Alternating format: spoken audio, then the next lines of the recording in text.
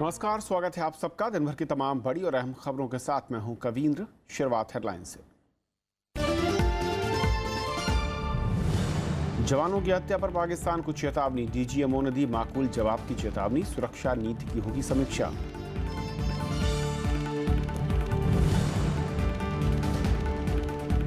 घाटी में शांति के लिए गृह मंत्री से मिले जम्मू कश्मीर के राज्यपाल। अनंतनाग लोकसभा उपचुनाव रद्द, कांग्रेस ने उठाया कश्मीर नीति पर सवाल।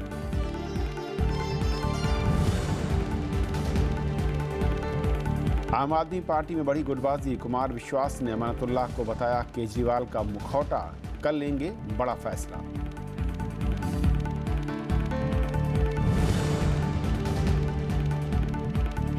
आधार को अनिवार्य बनाने से 50,000 करोड़ की बचत, सुप्रीम कोर्ट में केंद्र का जवाब। फर्जी पैन कार्ड पर रोक के लिए जरूरी।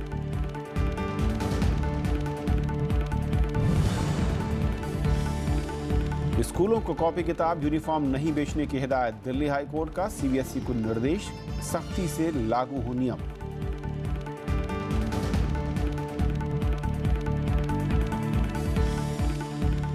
तो आइए देखते हैं पहली खबर।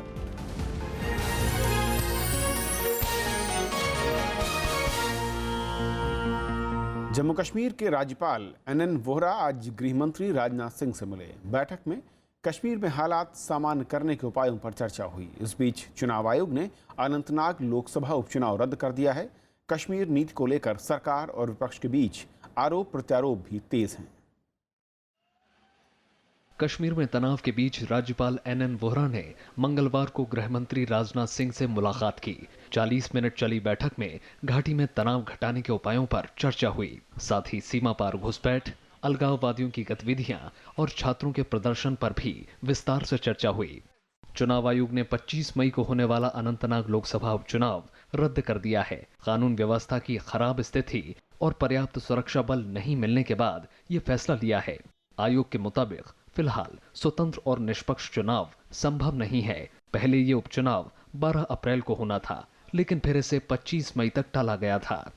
कांग्रेस ने कश्मीर में सभी पक्षों से बात नहीं करने की सरकार की नीति पर सवाल उठाए हैं। जो अभी की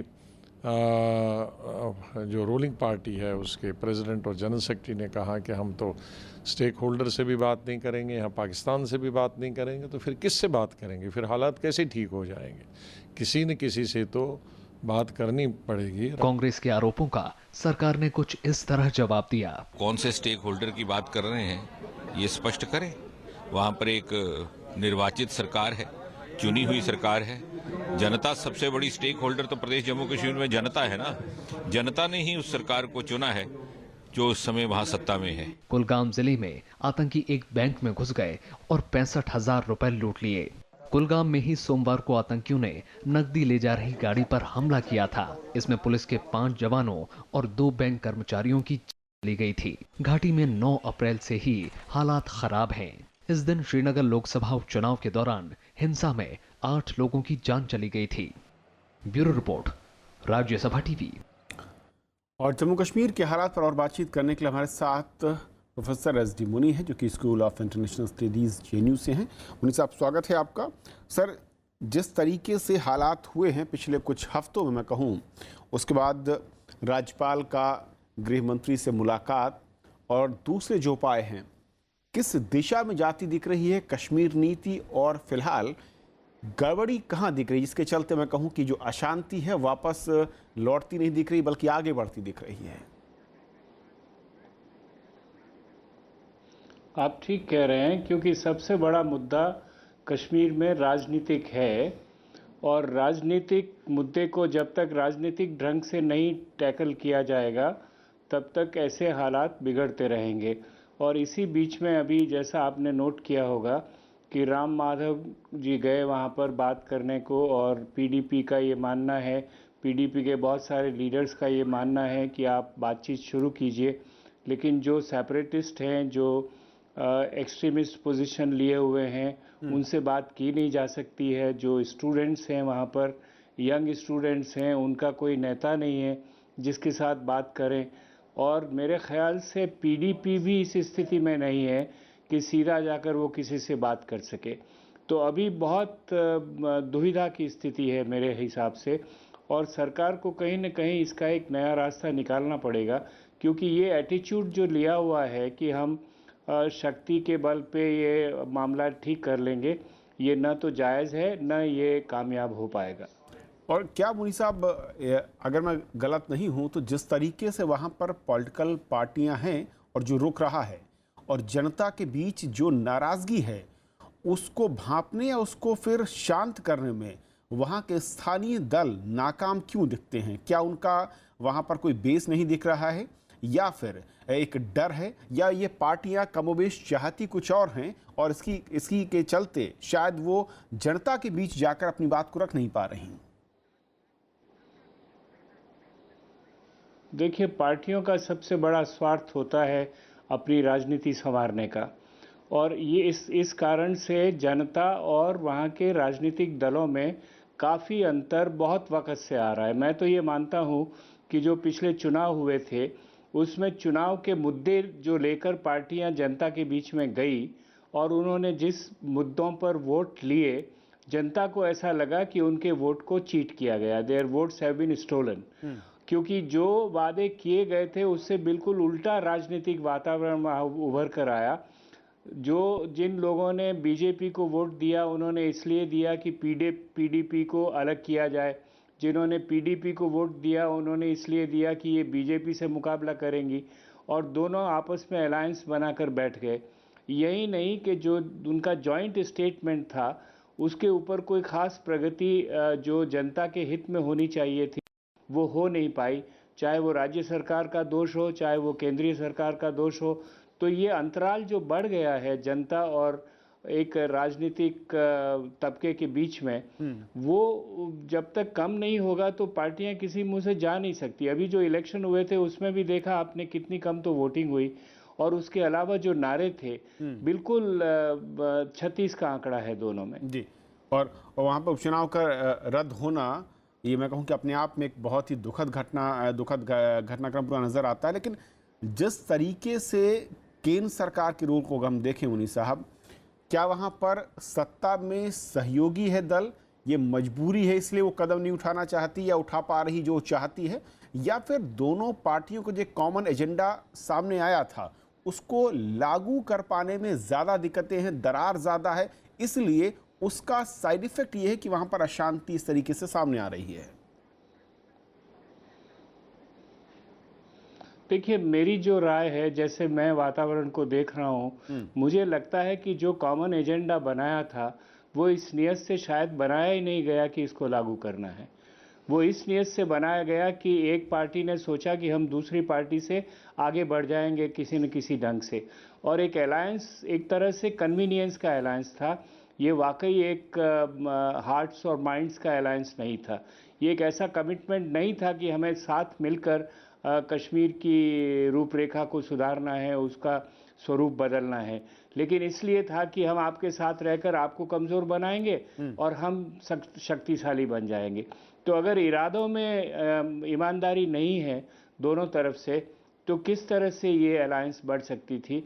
और यही वजह है कि शुरू से ही, जब से अलायंस हुआ है, कश्मीर घाटी में हालात बिगड़ते चले गए और जनता और राजनीतिक तबके के बीच में दूरियां बढ़ती चली गई। सर, एक आखिरी सवाल, इंटरनल जो एक मैं कहूँ कि एटमॉस्फेयर वहाँ पर है और उसको सही रास्ते पर लाने के लिए बातचीत ही एकमात्र जरिया दिखता है, तमाम जानकार ये कहते हैं, लेकिन सरकार के कुछ नुमाइंदे ये कहते हैं कि बातचीत किससे करें, जनता ने जिसे चुना है उनके साथ हम खड़े, उनसे बातचीत करने को तैयार हैं।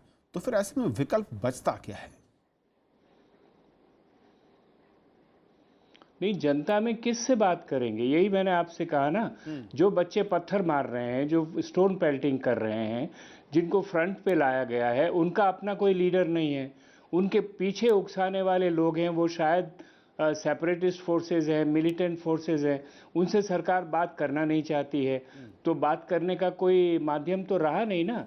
मैं समझता हूँ एक बात जो केंद्रीय सरकार को विशेष तौर से करनी चाहिए, और केंद्र की सरकार को एक बड़ा इनिशिएटिव लेने की ज़रूरत है, जिसमें वो कम से कम जो कुछ वादे किए गए हैं जॉइंट एजेंडा में, उनको जितना शीघ्र अगर उसको एक्टिवेट करने के लिए या इम्प्लीमेंट करने की तरफ बढ़ें तो शायद एक विंडो ऑफ अपॉर्चुनिटी खुलेगी और तब बातचीत का माहौल बन सकता है। एसडी मुनी साहब, बहुत बहुत शुक्रिया आपका इस पूरे मसले पर हमारे साथ जुड़ने के लिए। उधर भारत ने पाकिस्तान से 2 जवानों की हत्या और शव के साथ बर्बरता पर कड़ा विरोध जताया है। इस कायरतापूर्ण बर्ताव के लिए पाकिस्तान सेना को जिम्मेदार बताया। लेफ्टिनेंट जनरल शरद चंद ने कहा कि पाकिस्तान इसके नतीजे के लिए तैयार रहे। बीएसएफ का कहना है कि घटना से 1 दिन पहले पाकिस्तान सेना प्रमुख उसी इलाके में थे। इधर कल शहीद हुए दोनों जवानों को आज पूरे सैन्य सम्मान के साथ अंतिम विदाई दी गई। 2 भारतीय जवानों की हत्या और शव से बर्बरता के मामले में भारत ने पाकिस्तान सेना से कड़ा ऐतराज जताया है। घटना के 1 दिन बाद मंगलवार को भारत के सैन्य अभियान महानिदेशक ने पाकिस्तान डीजीएमओ से बात की। उन्होंने कहा कि भारतीय जवानों के साथ की गई बर्बरता कायरतापूर्ण और अमानवीय है। उन्होंने पाकिस्तानी समकक्ष से नाराजगी जताई कि पाकिस्तानी बॉर्डर एक्शन टीम ने एलओसी पार कर गश्त कर रही जवानों को निशाना बनाया और भारतीय जवानों पर गोलीबारी की। भारतीय डीजीएमओ ने पाकिस्तान से एलओसी के पास बॉर्डर एक्शन टीम के ट्रेनिंग कैंप बनाने पर आपत्ति जताई है। मीडिया में उन्होंने खुद डिसोन किया है कि उन्होंने नहीं किया है। उन्होंने नहीं किया तो किसने किया होगा? उन्होंने ही किया है। उनको इनकी रिस्पॉन्सिबिलिटी लेना पड़ेगा। हमको क्या करना चाहिए वो हम यहाँ बताना नहीं चाहते हैं और बताने से ज्यादा अपना कार्रवाई हम अपने आप करेंगे। इधर सीमा सुरक्षा बल ने कहा कि स्टैंडर्ड ऑपरेशन प्रोसीजर की दोबारा समीक्षा की जाएगी और इस तरह की घटनाओं को रोकने के लिए बीएसएफ और सेना के शीर्ष अधिकारी बातचीत करेंगे। I can assure you that the experience that we have had, the BSF, which in Kashmir works under the operational control of the army, together there will be a brainstorming and we'll come out with yet more revised SOP so that such incidents can be minimized. इधर सोमवार को पुंछ में शहीद हुए सेना के नायब सूबेदार परमजीत सिंह और बीएसएफ के जवान प्रेम सागर का पार्थिव शरीर जम्मू कश्मीर लाया गया। यहां दोनों शहीदों को श्रद्धांजलि दी गई। दोनों शहीदों का अंतिम संस्कार उनके पैतृक गांव में पूरे सैन्य सम्मान के साथ किया गया। शहीद को अंतिम सलामी देने के लिए भारी संख्या में लोग जुटे। पाकिस्तान की इस करतूत को देखकर उनमें काफी गुस्सा देखने को मिला।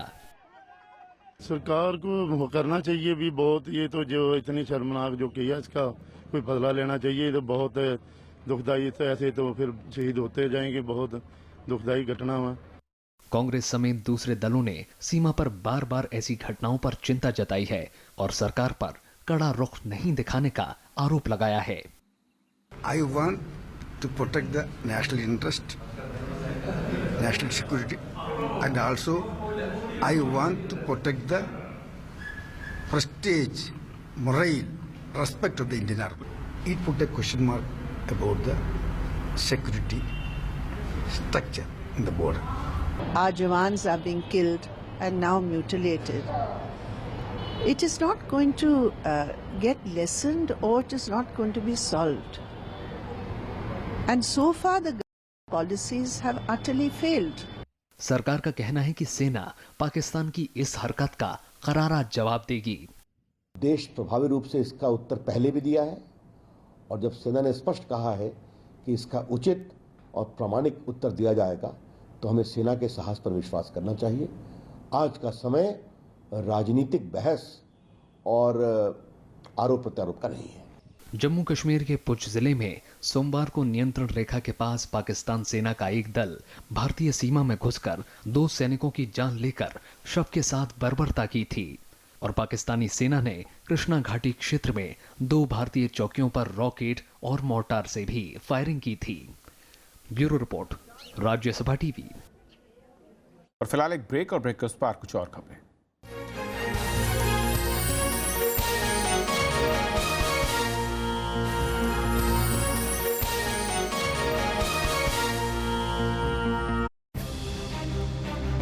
भारत पाकिस्तान सीमा पर तनाव, भारतीय जवानों की हत्या कर शवों के साथ बर्बरता, भारतीय डीजीएमओ ने जताई नाराजगी, माकूल जवाब देने की चेतावनी।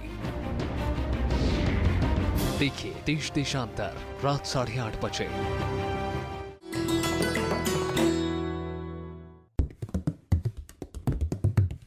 किला गोलकुंडा हैदराबाद शहर का खास आकर्षण बना 4 किलों से मिलकर।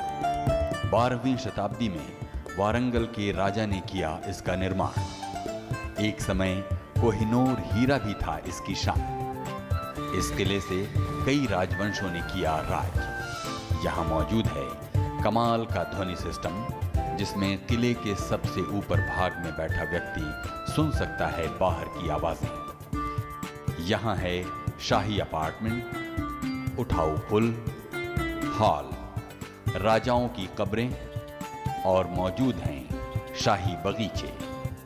ये किले हैं हिंदू और इस्लामी संस्कृतियों के मेलजोल की निशानी। किले के ऊपरी भाग में है कला मंदिर और है एक मस्जिद भी।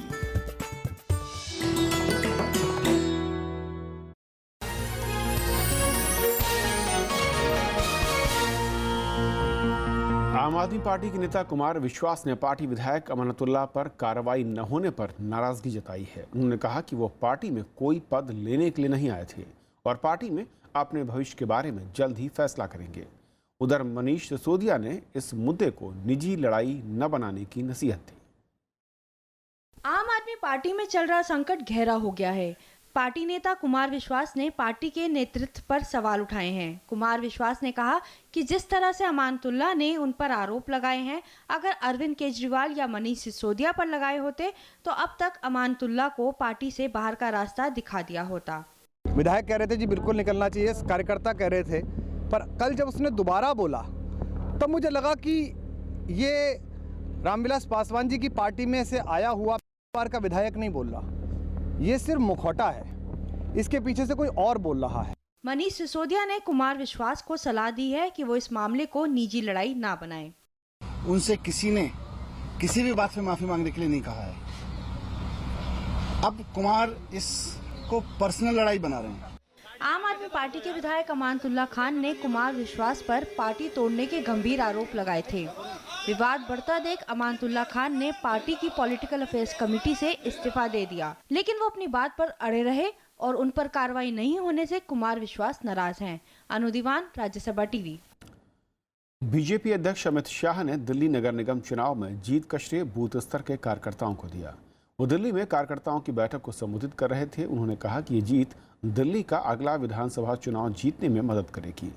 अमित शाह ने कहा कि ये जीत प्रधानमंत्री की नीतियों की वजह से संभव हो सकी। उन्होंने ईवीएम में गड़बड़ी के आम आदमी पार्टी के आरोप को खारिज कर दिया। दिल्ली नगर निगम में बीजेपी ने 181 सीटें जीतकर तीनों निगमों पर कब्जा बरकरार रखा है। केजरीवाल जी भले इस विजय को ईवीएम के कारण विजय बताए, उनको अगर सच्चा कारण ढूंढना है तो मेरे बूथ अध्यक्ष को जाकर मिल ले, उनको कारण मिल जाएगा। वित्त मंत्री अरुण जेटली ने कहा है कि गरीबों तक फायदा पहुंचाने की वजह से आर्थिक सुधारों की राजनीतिक लागत को लेकर बहस खत्म हो गई है। मंगलवार को दिल्ली में एक कार्यक्रम में वित्त मंत्री ने दावा किया कि नोटबंदी का जीडीपी और कृषि उत्पादन पर कोई असर नहीं पड़ा। उन्होंने बताया कि नोटबंदी को लेकर तमाम आलोचनाएं गलत साबित हुई हैं। वित्त मंत्री के मुताबिक नोटबंदी के बाद जीडीपी में 2% कमी आने, औद्योगिक उत्पादन घटने और कृषि को होने वाले नुकसान को लेकर तमाम आशंकाएं जताई गईं, जो अभी तक गलत साबित हुई हैं। उनके मुताबिक आर्थिक कार्यक्रमों को लागू करने में बैंकों की भूमिका अहम रही है। And since that financial inclusion program was being undertaken in isolation, nobody realized the import of what financial inclusion really can do to this country. And suddenly you had the world's largest ever financial inclusion program, literally within a matter of days and weeks, in which the banking industry had played a pivotal role. केंद्रीय मानव संसाधन विकास मंत्री प्रकाश जावड़ेकर ने वरिष्ठ सैन्य अधिकारियों और शिक्षाविदों के बीच आज विद्या वीरता अभियान की शुरुआत की। इस मौके पर उन्होंने कहा कि सभी यूनिवर्सिटी और कॉलेजों में एक शौर्य दीवार पर परमवीर चक्र विजेताओं की तस्वीरें लगानी चाहिए। उन्होंने कहा कि ये काम स्वैच्छिक या चंदे से हो। देश के 1000 से ज्यादा विश्वविद्यालयों और कॉलेजों में परमवीर चक्र विजेताओं की ये तस्वीरें लगाई जाएंगी। इसके जरिए छात्र छात्राओं में देशभक्ति का जज्बा बढ़ाने की योजना है। विद्या वीरता अभियान के तहत यूनिवर्सिटी और कॉलेजों में 15 गुणे 20 फीट की शौर्य दीवार बनाई जाएगी, जिसमें परमवीर चक्र विजेताओं की तस्वीरें होंगी। देश में अभी तक 21 सैनिकों को परमवीर चक्र से सम्मानित किया जा चुका है। ये स्मारक के लिए कोई ग्रांट नहीं होगी। ये जो भी दीवार खड़ी करनी है वह उसके आसपास अच्छा और परिसर ठीक करना है, वो स्वयं स्फूर्ति से छात्र और अध्यापक चंदा अपना जमा करके अपने पैसे से बनाएंगे। इस विद्या वीरता कार्यक्रम के दौरान जेएनयू, दिल्ली विश्वविद्यालय और जामिया मिलिया इस्लामिया के वाइस चांसलरों को परमवीर चक्र विजेताओं की तस्वीरें सौंपी गईं। विश्वविद्यालयों ने इसे सरकार का अच्छा कदम बताया है। It is a very good initiative on the part of the government, and I shall follow up this spirit, and we shall try to inculcate the spirit of patriotism among the youth, particularly of my state. Thank you. हालांकि सरकार इस कार्यक्रम के लिए पैसे नहीं देगी। विश्वविद्यालयों से कहा गया कि वो इसे स्वेच्छा से अपने यहाँ चंदा करके बनवाएं। Panchanan Mishra, Rajya Sabha TV.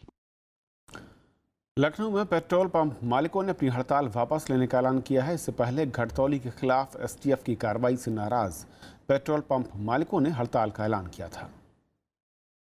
Lucknow petrol diesel association ने मंगलवार सुबह उप मुख्यमंत्री दिनेश शर्मा से मुलाकात की। इस मुलाकात के बाद लखनऊ जिला प्रशासन ने कहा कि अब पूरे पंप के बदले सिर्फ वही मशीनें सील की जाएंगी जिनमें गड़बड़ी पाई जाएगी। इस पर पेट्रोल पंप मालिकों ने हड़ताल खत्म करने का ऐलान कर दिया। पेट्रोल पंप ओनर्स 12 बजे से अपने स्टाफ को बुलाना शुरू कर देंगे और 12 बजे से पूरे शहर लखनऊ में पेट्रोल पंप खुलना शुरू हो जाएगा। और ये मुझे पेट्रोल पंप एसोसिएशन ने आश्वस्त किया है कि 3 बजे तक पूरे शहर के सभी पेट्रोल पंप खुल जाएंगे। इससे पहले लखनऊ के करीब 170 पेट्रोल पंप सोमवार रात से हड़ताल पर चले गए थे। पेट्रोल पंप मालिक मशीनों में माइक्रोचिप डिवाइस लगाकर तेल चोरी करने के मामले में एसटीएफ की ताबड़तोड़ कार्रवाई से नाराज थे। उन्होंने ये चीज इंश्योर करी है कि जिस नौजिल में कमी पाई गई है सिर्फ उसी नौजिल को सील किया जाएगा, बाकी नौजिल से बिक्री चालू करने के उन्होंने अपने एडमिनिस्ट्रेशन को आदेश दे दिए। इधर केंद्रीय पेट्रोलियम मंत्री धर्मेंद्र प्रधान ने कहा है कि उत्तर प्रदेश में हर एक पेट्रोल पंप की जांच की जाएगी। यूपी एसटीएफ ने घटतौली के लिए 14 पेट्रोल पंप सीज किए हैं, जबकि 30 लोगों को गिरफ्तार किया गया है। एसटीएफ को जांच में लखनऊ के 9 पेट्रोल पंप में चिप लगी मिली है। Bureau report, Rajya Sabha TV. सरकार ने सुप्रीम कोर्ट में आज पैन कार्ड बनवाने के लिए आधार नंबर की अनिवार्यता का बचाव किया। अटॉर्नी जनरल मुकुल रोहतगी ने कहा कि पैन कार्ड के फर्जी होने की आशंका बनी रहती है, जबकि आधार एक सुरक्षित और मजबूत प्रणाली है जिसमें किसी व्यक्ति की पहचान गलत नहीं हो सकती। सरकार ने इसके पक्ष में दलील दी कि आधार से जोड़कर सरकार ने गरीब और पेंशन योजना की 50,000 करोड़ से ज़्यादा की राशि के लीकेज को रोकने में कामयाबी हासिल की है। आधार के जरिए आतंकवाद की फंडिंग और काले धन पर रोक लगाने में मदद मिली है। सुप्रीम कोर्ट पैन कार्ड बनवाने के लिए आधार की अनिवार्यता को चुनौती देने वाली याचिकाओं पर सुनवाई कर रहा है। दिल्ली हाईकोर्ट ने कहा है कि स्कूल छात्रों को कॉपी, बस्ते और यूनिफॉर्म खरीदने के लिए जबरदस्ती नहीं कर सकते। मंगलवार को याचिका पर सुनवाई करते हुए हाईकोर्ट ने आदेश दिया कि इस मामले में सीबीएसई अपने सर्कुलर को सख्ती से लागू करवाए। कोर्ट ने सीबीएसई से संबंधित स्कूलों में इस तरह की व्यावसायिक गतिविधियों को तुरंत बंद कराने के लिए कहा है। याचिका में सीबीएसई के 21 फरवरी 2011 के उस सर्कुलर को पूरी तरह लागू करने की मांग की गई थी, जिसमें स्कूल परिसर में तमाम व्यावसायिक गतिविधियां बंद करने का आदेश दिया गया था। प्रवर्तन निदेशालय ने टीटीवी, दिनाकरन और अन्य के खिलाफ मनी लॉन्ड्रिंग का मामला दर्ज किया है। यह कार्रवाई अन्नाद्रमुक का चुनाव निशान बचाने के लिए चुनाव आयोग के अधिकारियों को घूस देने की कोशिश मामले में हुई है। दिल्ली पुलिस मामले की जांच कर रही है और जल्द ही आरोपियों को समन जारी कर पूछताछ के लिए बुलाया जाएगा। बीते दिनों दिल्ली पुलिस और ईडी के अधिकारियों की बैठक हुई थी। इस मामले में दिनाकरन और उनके दोस्त को पुलिस ने 25 अप्रैल को गिरफ्तार किया था। इसके अलावा बिचौलिए सुकेश चंद्रशेखर और एक हवाला ऑपरेटर को भी गिरफ्तार किया था। अब आप अपने आसपास मोबाइल टावर से होने वाले रेडिएशन का पता लगा सकते हैं और इसके लिए आज तरंग संचार वेब पोर्टल शुरू किया गया। रेडिएशन से स्वास्थ्य पर पड़ने वाले असर का भी पता लगाया जा सकता है। हालांकि इसके लिए 4,000 रुपये देने होंगे। संचार राज्य मंत्री मनोज सिन्हा ने रेडिएशन से सेहत को होने वाले नुकसान की आशंका को खारिज किया है। जितने अध्ययन देश में या राष्ट्र दुनिया में हुए हैं, ऐसे किसी भी अध्ययन में इस विकिरण का कोई दुष्प्रभाव मानव स्वास्थ्य पर नहीं है।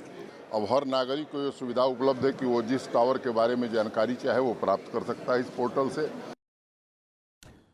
कारोबारी विजय माल्या को भारत वापस लाने के लिए सीबीआई और प्रवर्तन निदेशालय की टीम लंदन पहुंच गई है। टीम जल्द ही ब्रिटिश अधिकारियों से मुलाकात करेगी। माल्या के प्रत्यर्पण का मामला वहां की अदालत में है और इस मामले में पुलिस ने उन्हें गिरफ्तार कर कोर्ट के सामने पेश किया था। माल्या पर बैंकों का 9,000 करोड़ रुपए से अधिक का कर्ज बकाया है। अदालत माल्या को भगोड़ा घोषित कर चुकी है। तो खबरों के इस बुलेटिन में फिलहाल अभी इतना ही। नमस्कार।